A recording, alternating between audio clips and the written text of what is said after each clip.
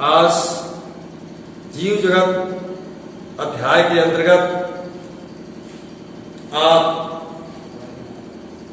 जीवधारियों के वैज्ञानिक नाम के बारे में अवलोकन करेंगे।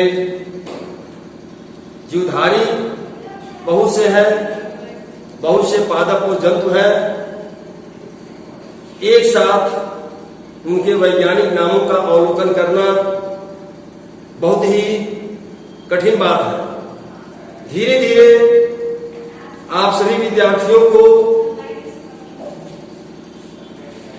वैज्ञानिक नामों के बारे में, साइंटिफिक नेम्स के बारे में जानकारी प्रदान कर दी जाएगी। आज आपको इस वीडियो के माध्यम से कुछ जीवधारियों के वैज्ञानिक नामों की जानकारी दी जा रही है। जैसा कि आपको बताया जा चुका है कि सबसे पहले वैज्ञानिक नामों का प्रतिपादन कहां से हुआ, वैज्ञानिक नामों का प्रतिपादन किसने किया, तो मैं आपको बता दूं वैज्ञानिक नाम सबसे पहले लैटिन वर्ड के द्वारा लिए गए और उन्हें लैटिन नाम की संज्ञा दी गई। अब ऐसे लैटिन नाम कहां से आए? ऐसे लैटिन नाम अमेरिका से आए। तो मैं आपको बता दूं कि सबसे पहले किस वैज्ञानिक ने इस पद्धति का प्रतिपादन किया जिनके द्वारा आज वैज्ञानिक नाम तय किए जा रहे हैं। तो ऐसे वैज्ञानिक के बारे में आपको कल अवगत कराया गया था, कल बताया गया था। ऐसे वैज्ञानिक का नाम कार्ल वान लिने या उन्हें कैरोलस लिनियस के नाम से जाना जाता है। कैरोलस लिनियस महोदय ने ही सर्वप्रथम ऐसे पद्धति को प्रतिपादित किया जिनके द्वारा आज वैज्ञानिक नाम तय किए जा रहे हैं। कैरोलस लिनियस महोदय को इसीलिए द्विनाम पद्धति बाइनोमेनक्लेचर का फादर कहा जाता है, उन्हें इसका फाउंडर कहा जाता है, जन्मदाता कहा जाता है। तो आइए बच्चों, सबसे पहले हम ये जाने कि लिनियस महोदय ने सबसे पहले किस जीव पर वैज्ञानिक नाम तय किया, वैज्ञानिक नाम का उन्होंने वर्णन किया। ये बहुत ही अच्छा प्रश्न है। सबसे पहले उन्होंने किस जीव पर, किस जीवधारी पर वैज्ञानिक नाम तय किया? तो आइए इसको हम सबसे पहले जाने। तो आपको यहां बोर्ड पर दिखाई दे रहा है आम। आम जिसे हम फलों का राजा भी कहते हैं, जैसा कि आप सभी लोग जानते भी हैं। और आम का सीजन भी रहा है और शायद आम अभी भी बाजार में बिक रहे होंगे। तो आम को फलों का राजा कहा जाता है और आम सबके लिए प्रिय भी होता है। तो आम, मैंगो, आम साधारण नाम है, कॉमन नेम है, और इसका जो वैज्ञानिक नाम है मैंगीफेरा इंडिका। तीनों ने सबसे पहले लिनियस महोदय ने मैंगीफेरा इंडिका यल या लिन के नाम से उन्होंने यह संज्ञा दी। मैंगीफेरा इंडिका लिन, LIN, लिन के नाम से या मैंगीफेरा इंडिका यल के नाम से उन्होंने आम के वैज्ञानिक नाम की संज्ञा दी। क्यों दी भाई? क्योंकि सबसे पहला आविष्कार, सबसे पहला वर्णन उन्होंने आम पर ही किया है। और इस प्रजाति का वर्णन, आम के प्रजाति का वर्णन सबसे पहले लिनियस महोदय ने ही जो है किया है। इसीलिए इसका नाम रखा गया मैंगीफेरा इंडिका ज्ञान। अब आइए दूसरी चीज के बारे में हम जानते हैं, गेहूं व्हीट, जिसका प्रयोग हम लोग अनाजों के रूप में करते हैं, खाने के रूप में करते हैं, खाद्यान्न के रूप में करते हैं। इसका वैज्ञानिक नाम है ट्रिटिकम एस्टिवम, ट्रिटिकम एस्टिवम। अब आइए तुलसी के बारे में। तुलसी, तुलसी एक औषधि पौधा भी है। तुलसी आजकल विभिन्न प्रकार के बीमारियों में, विभिन्न प्रकार के रोगों में प्रयोग किया जा रहा है और तुलसी एंटीबायोटिक के रूप में, एंटीवायरल के रूप में यह पौधा जो है साबित हो रहा है। तो तुलसी जिसे हम जानते भी हैं और ये तुलसी साधारण नाम भी है, कॉमन नेम भी है, इसका नाम ऑसिमम सैंक्टम है। तुलसी का वैज्ञानिक नाम ऑसिमम सैंक्टम है।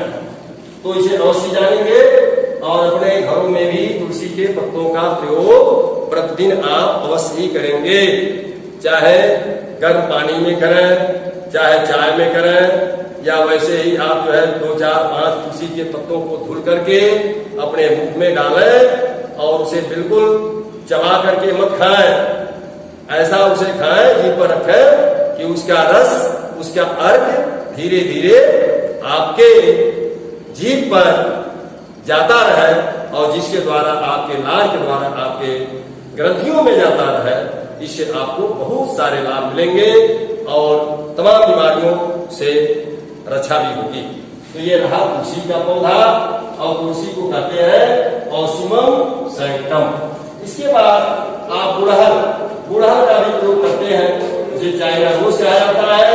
इसका वैज्ञानिक नाम हिबिस्कस रोजा साइनेंसिस है, हिबिस्कस रोजा sinensis.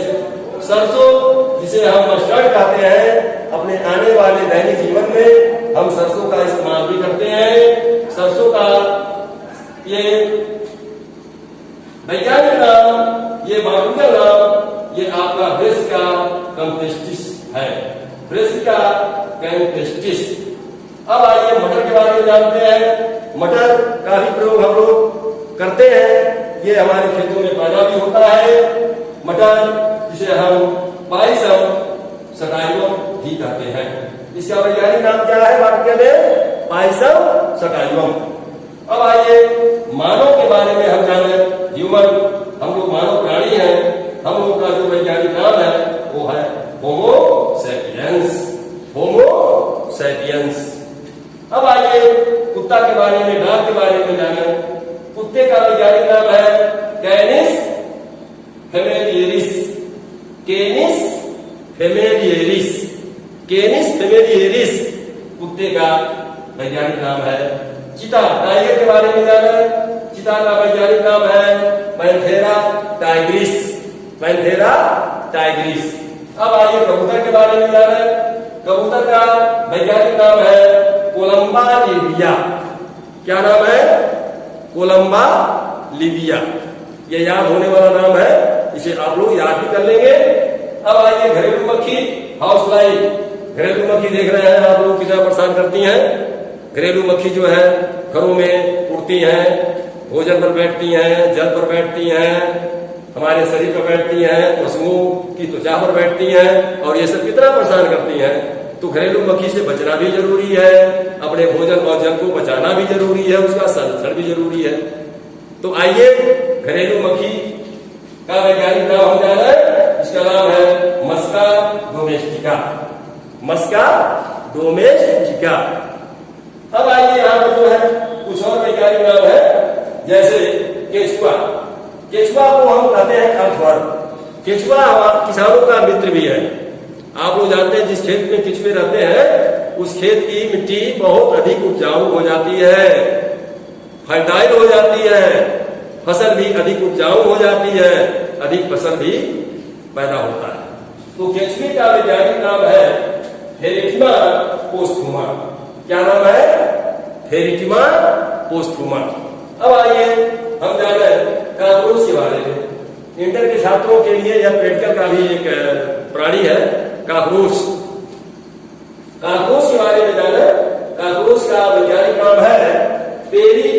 प्लेनेटा americana, Periplaneta americana. खरगोश का क्या वैज्ञानिक नाम है? Periplaneta americana. अब आइए यहाँ पर खरगोश के बारे में जाना, रैबिट के बारे में। रैबिट का वैज्ञानिक नाम है ओरिक्टोलैगस क्यूनिकुलस। ओरिक्टोलैगस क्यूनिकुलस, क्या नाम है? ओरिक्टोलैगस क्यूनिकुलस।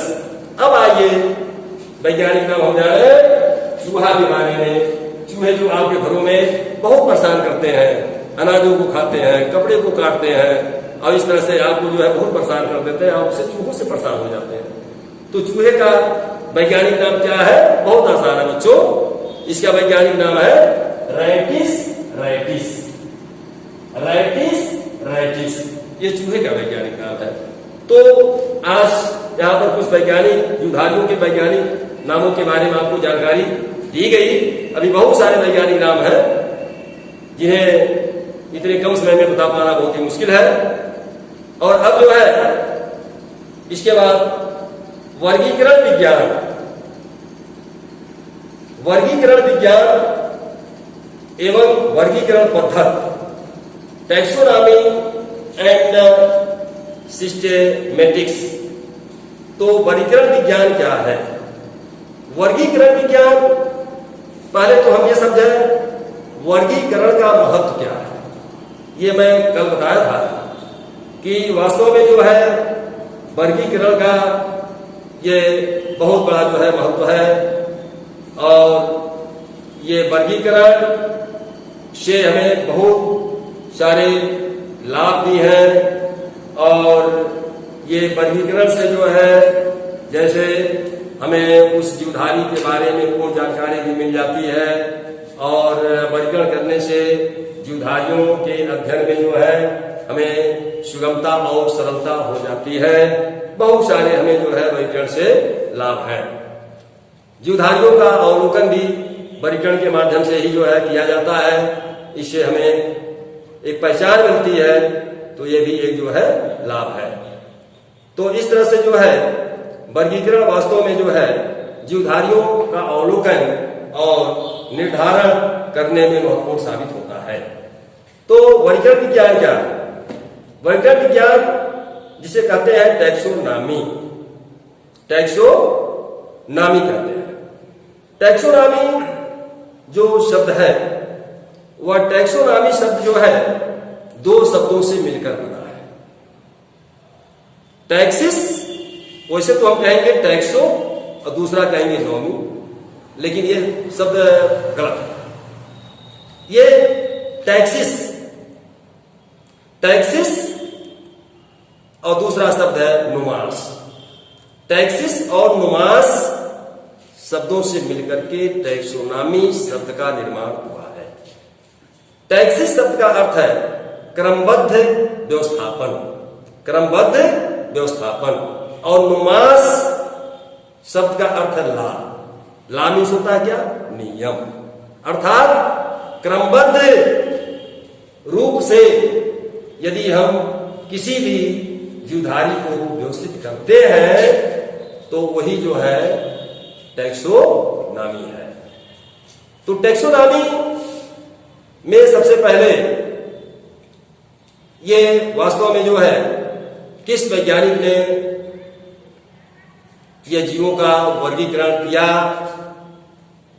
तो इसके लिए भी लिनियस महोदय को ही श्रेय जाता है। लिनियस महोदय का बहुत ही महत्वपूर्ण योगदान इस वर्गीकरण पद्धति में है, टैक्सोनॉमी में है। बच्चों, मैं आपको बता दूं, जो टैक्सोनॉमी शब्द है वह जीव विज्ञान की ही एक शाखा है।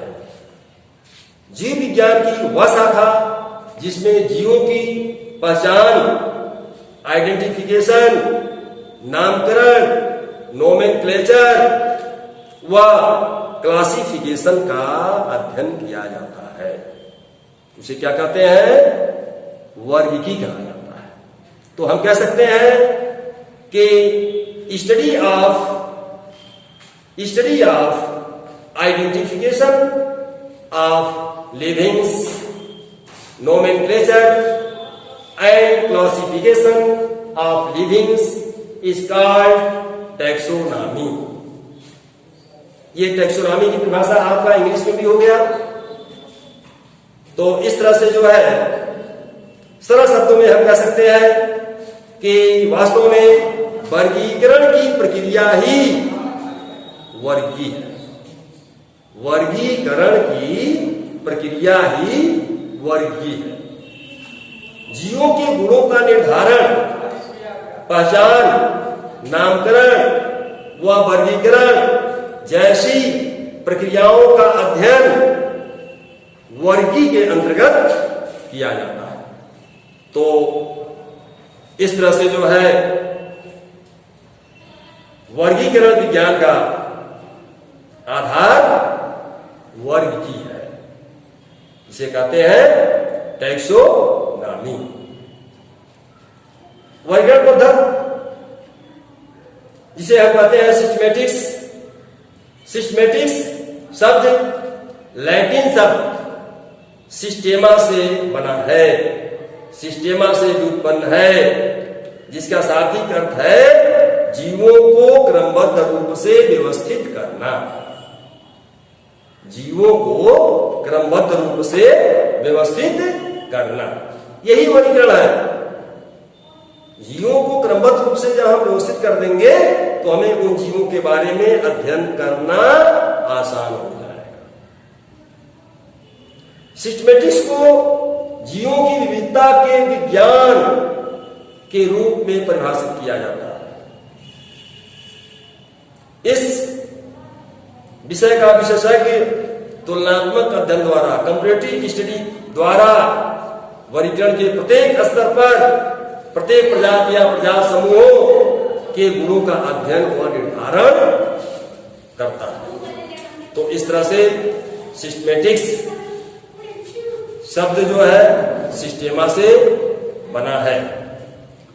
अब यहां पर आइए, आपको जो है बता दो, कैरोलस लिनियस महोदय ने जीवधारियों के वर्गीकरण का जो आधार रखा है वह अपने पुस्तक सिस्टेमा नेचुरी में रखा है। सिस्टेमा नेचुरी में रखा है। अब इस तरह से जो है सिस्टमैटिक्स जो शब्द है वह कई रूपों में जो है दिखाई देता है। जैसे आपको कहा जाए मार्फोटैक्सोनॉमी, ये बहुत इंपॉर्टेंट शब्द है।